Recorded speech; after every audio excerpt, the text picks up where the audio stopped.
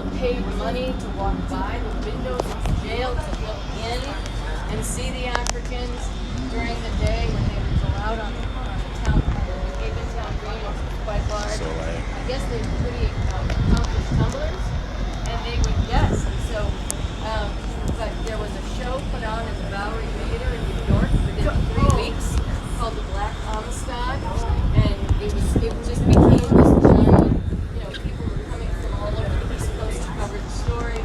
There was an influential folks who look at this, dish.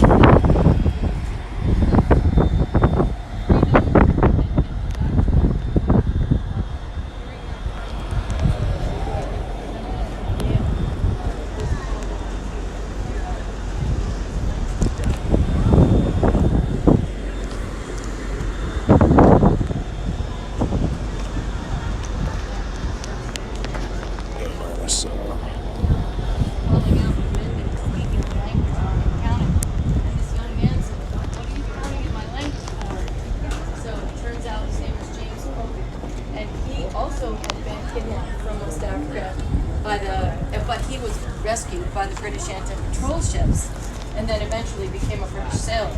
So he was given leave by the British Navy to come to New Haven and become the voice of the Africans. So he, from then on, represented them with their lawyers, and he was able to be their voice. He was able to share their story, and he stayed with them until they went back.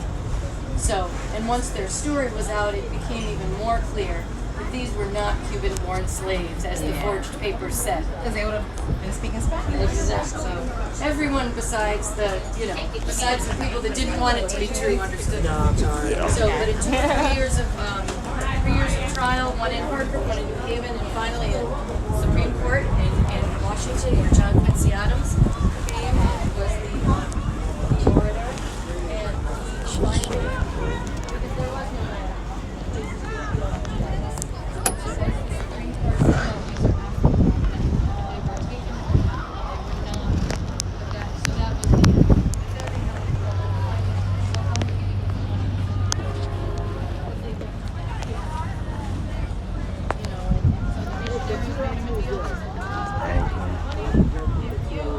So you mostly go under sail?